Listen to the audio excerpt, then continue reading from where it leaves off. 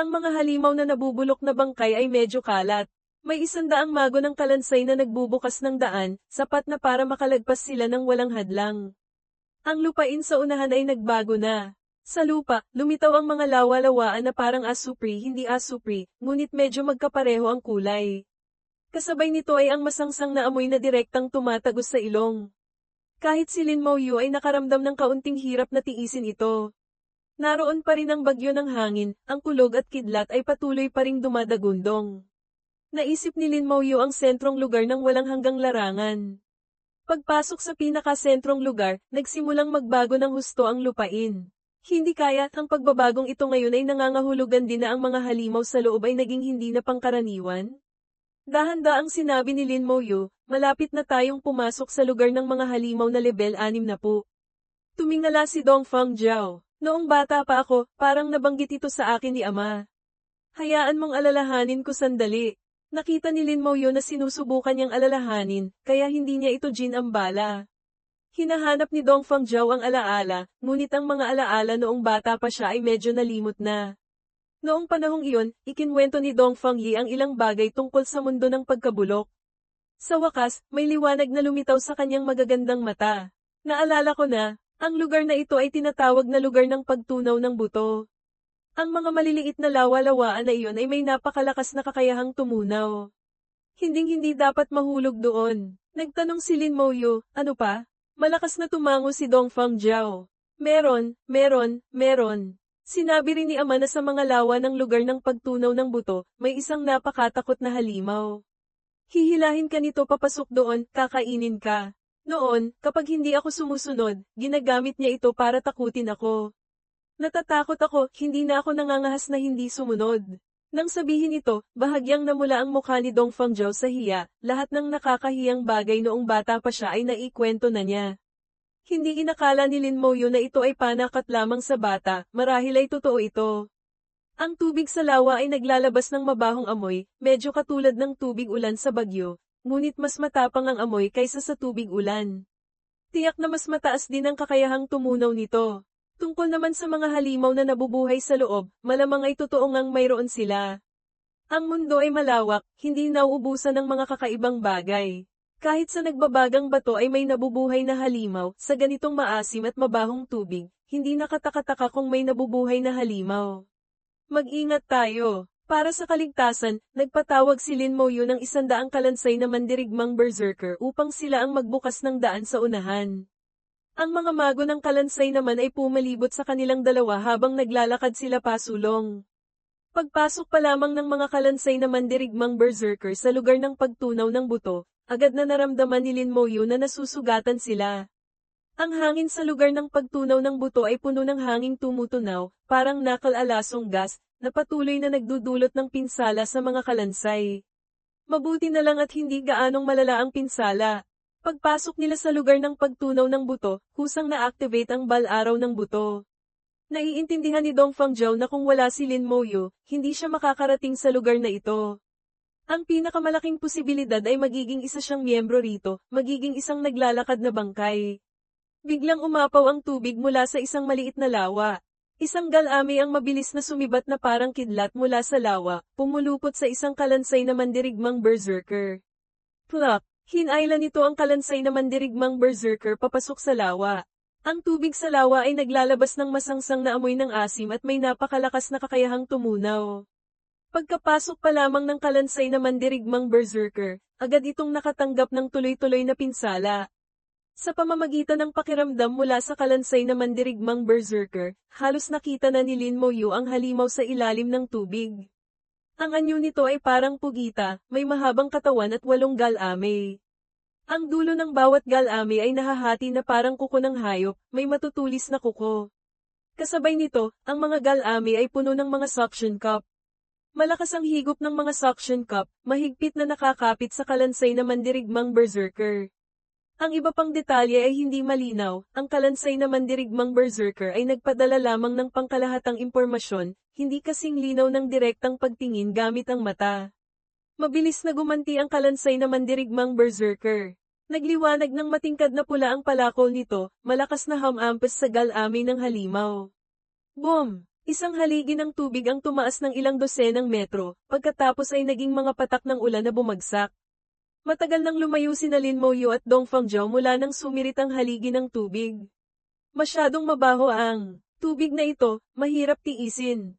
Ang kakayahan ng kalansay na mandirigmang berserker ay parang humiwa sa tokwa, pinutol ang galami ng halimaw, at nagsimulang atakihin ang katawan nito. Ang mga mago ng kalansay ay nakarating na sa tabi ng lawa. Gamit ang paningin ng mandirigmang berserker, natukoy nila ang lokasyon ng halimaw. Nagliwanag ang mga kamay ng mga mago ng kalansay, nagpakawala ng sandamakmak na kakayahan papasok sa tubig. Sumabog ang mga elemento, walang tigil ang ugong.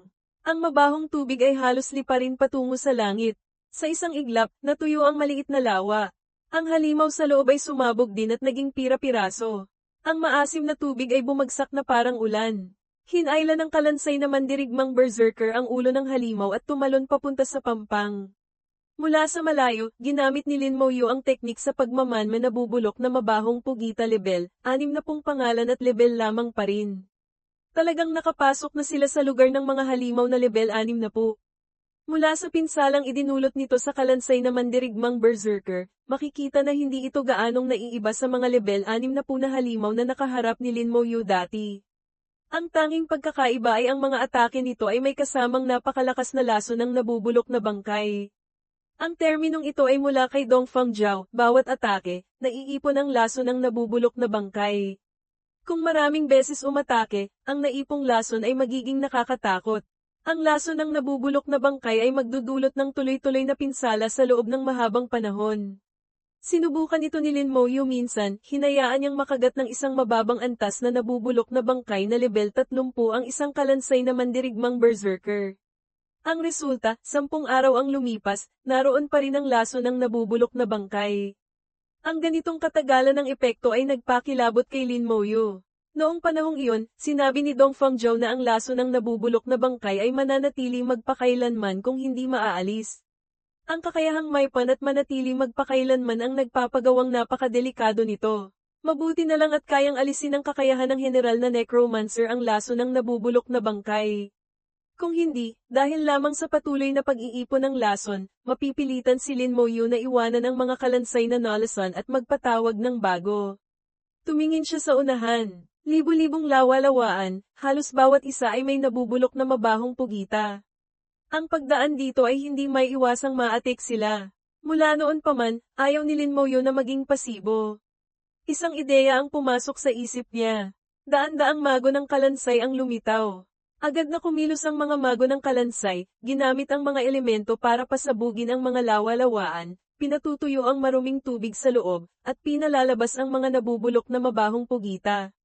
Handa na rin ang mga kalansay na mandirigmang berserker. Pagkalabas pa lamang ng nabubulok na mabahong pugita, susuungin nila ito ng kanilang mga palakol, mabilis na pinagpuputol-putol. Bagaman ang mga nabubulok na mabahong pugita na ito ay hindi talaga mamamatay, sa maikling panahon ay hindi sila makakabawi. Napakabilis kumilos ng mga kalansay, mabilis na nilinis ang isang daanan. Magkasamang lumakad sina Lin Moyu at Dong Fangzhou sa daanang nalinis.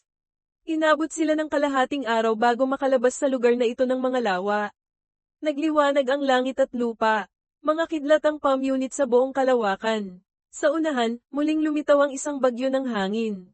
Ngumiti si Dong Fangzhou at sinabi, pwede ka na namang samalo ng kidlat. Tiningnan ni Lin Moyu ang bagyo ng hangin. Lugar ng level 6 na po. Ang bagyo ay halatang mas malakas kaysa dati. Sa ilalim ng bagyo, isang malaking grupo ng mga halimaw ang nagtitipon, halos 100 halimaw ang magkakasama. Pagkatapos, isang kidlat ang bumagsak mula sa langit. Ang higanting kidlat ay tumama sa isa sa mga halimaw. Agad na sumabog ang halimaw na iyon. Ang nakakatakot na kidlat na kumalat ay inabsorb ng ibang mga halimaw. Ang halimaw na sumabog ay muling nabuo at nakabawi, naglalabas ng mas malakas na aura kaysa dati. Matapos dumaan ang kidlat, saka pa lamang dumating ang ugong, nakakabingi ang pagyanig, na para bang yumayanig ang buong lupa. Nang inig ang puso ni Dong Fangzhou. Ang kidlat na ito, tila mas malakas pa kaysa dati. Bahagyang tumango si Lin Moyu. Totoo ngang mas malakas, napansin na niya. Ang maraming halimaw na nagtitipon ng ganito ay para paghatian ng kidlat. Ang kidlat ng muling pagsilang, bagaman makakapagpa-evolve sa kanila, ay magdudulot din ng pinsala. Kung hindi nila makayanan, sisubog din sila at mangangailangan ng mahabang panahon para tuluyang makabawi. Sa daan, nakakita na si Lin Moyo ng katulad na sitwasyon. Napaisip si Lin Moyo. Hindi inaasahan, natuto pa ang mga ito na magbahagi ng pinsala. Nagkaroon na ba sila ng kaunting katalinuhan, o likas na ugali lamang ito? Sa grupo ng mga halimaw na nabubulok na bangkay na ito, mayroong tao, demonyo, at lahi ng dragon. Ang tatlong lahi na nagpapatayan sa labas ay payapang namumuhay ng magkakasama rito. Sa mundo ng pagkabulok, walang magkakalabang tatlong lahi, tanging ang mga halimaw na nabubulok na bangkay na naging isang lahi na lamang. Ang kidlat ng muling pagsilang ay pinaghahatian nilang lahat, inaabsorb, at pare-parehong nakikinabang, hindi maliit ang itinaas ng kanilang aura. Pagkatapos, sabay-sabay silang lumingon, nakatingin kina Lin Moyo at Dong Fangjiao. Ang aura ng mga buhay, sa harap ng mga nabubulok na bangkay, ay parang nagniningning na araw. Mahigit 100 nabubulok na bangkay ang sabay-sabay na sumugod sa kanila. Sa dinaanan nila, ang mga nabubulok na bangkay ay medyo kalat, paminsan-minsan lamang may 3 o 4 na magkakasama. Mahigit 100 halimaw na nabubulok na bangkay na sabay-sabay na sumusugod ito ang unang beses na nakaharap sila ng ganitong sitwasyon. Bukod dito, lahat sila ay lampas na sa level 60. Tulad ng tatlong lahi, kapag lumagpas sa level 60, malaki ang itataas ng attributes. Hindi eksepsyon ang mga nabubulok na bangkay.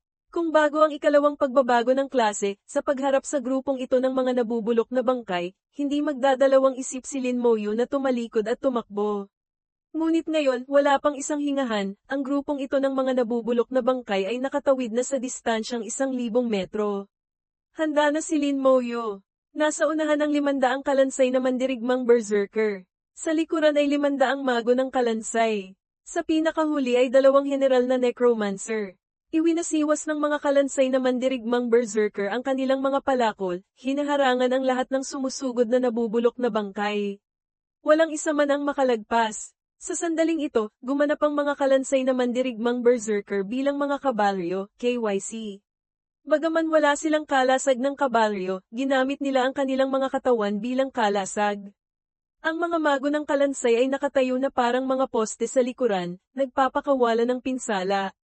Walang tigil ang pagsabog. Ang grupong ito ng mga halimaw na nabubulok na bangkay ay halatang mas malakas kaysa sa mga nabubulok na mabahong pugita.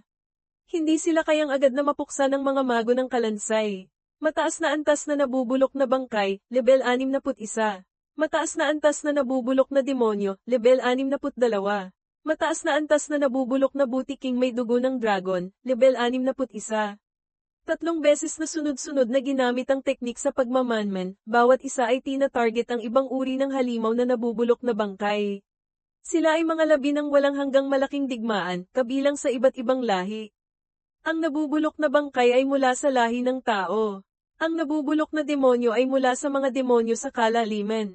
Ngunit, ang halimaw na may anyong parang lahi ng dragon, bakit ganito? Nagpakita ng pagtataka si Lin Moyo. Malinaw na ito ay nabubulok na bangkay ng lahi ng dragon, bakit naging butiking may dugo ng dragon? Bagaman ang anyo ay sa lahi ng dragon, may ilang pagkakahawig ito sa butiki. Nakita ni Dong Fangjiao ang kanyang pagtataka at nagtanong, anong problema? Gamitin mo ang teknik sa pagmamanman sa halimaw na nabubulok na bangkay BLG. 653 ng lahi ng dragon na iyon. Ginamit ni Dong Fangjiao ang teknik sa pagmamanman, pagkatapos ay nagpakita rin ng pagtataka. Bakit butiking may dugo ng dragon? Umiling si Lin Moyo. Nakakita na siya dati ng halimaw na nabubulok na bangkay ng lahi ng dragon, ngunit noon, masyadong mababa ang level ng kalaban. Sa ilalim ng atake ng mago ng kalansay, naduraj ito agad. Kaya hindi pa niya nagamit ang teknik sa pagmamanman para suriin ito. Hindi maaaring magsinungaling ang teknik sa pagmamanman. Ito ay isang kakayahan na dinala ng mga ninuno ng sangkatauhan mula sa lihim na lugar ng pinagmulan. Bukod dito, hangga't tao, maaaring gamitin ito, walang limitasyon sa propesyon o level. Sa loob ng maraming taon, malaki ang naitulong ng teknik sa pagmamanman sa sangkatauhan. Kung sinabi nitong butiking may dugo ng dragon ito, tiyak na hindi ito mali. Pakiramdam ni Lin Moyo ay parang nakatuklas siya ng isang nakakagulat na lihim. Sa ilalim ng buong lakas na pag-atake ng mga kalansay na mandirigmang berserker at mago ng kalansay, ang mahigit 100 halimaw na nabubulok na bangkay ay mabilis na napuksa. Sa huli, tanging mga kalat-kalat na piraso na lamang ang natira sa paligid, naghihintay na mabuo muli. Inalis ng general na necromancer ang laso ng nabubulok na bangkay mula sa mga kalansay na mandirigmang berserker. Humakbang si Lin Moyu papasok sa bagyo. Si Dongfang Zhao ay may dalang pag-aalala. Mag-ingat ka, nasaksihan na rin niya ang nakakamanghang lakas ng atake ng kidlat, kailangan ng daan-daang halimaw na nabubulok na bangkay na maghatian para makayanan ito. Ngunit si Lin Moyu ay nag-iisa lamang. Hindi ito pinansin ni Lin Moyu. Ang mainit na agos ay dumadaloy sa kanyang katawan. Ang setro ng muling pagsilang ay lumitaw sa kanyang kamay. Hindi kailangang itago sa espasyo ng imbakan ng setro ng muling pagsilang, medyo. Katulad ito ng bato ng teritoryo, karaniwang nakatago sa mundo ng espiritu. Kapag kailangan, maaaring ipatawag agad. Ang tindi ng bagyo sa lugar ng level 6 na ay tumaas ng malaki. Ang lakas ng kidlat ng muling pagsilang ay mas malakas din ng maraming beses. Ngunit hindi nag-aalala si Lin Moyu. Kung gusto siyang talunin, kailangan munang tanungin ang kanyang lehiyon ng mga patay sa kanyang mga mata, muling kumislap ang isang sinag ng pag-asa. Marahil ang pinatibay na kidlat ng muling pagsilang ay maaaring magdala sa kanya ng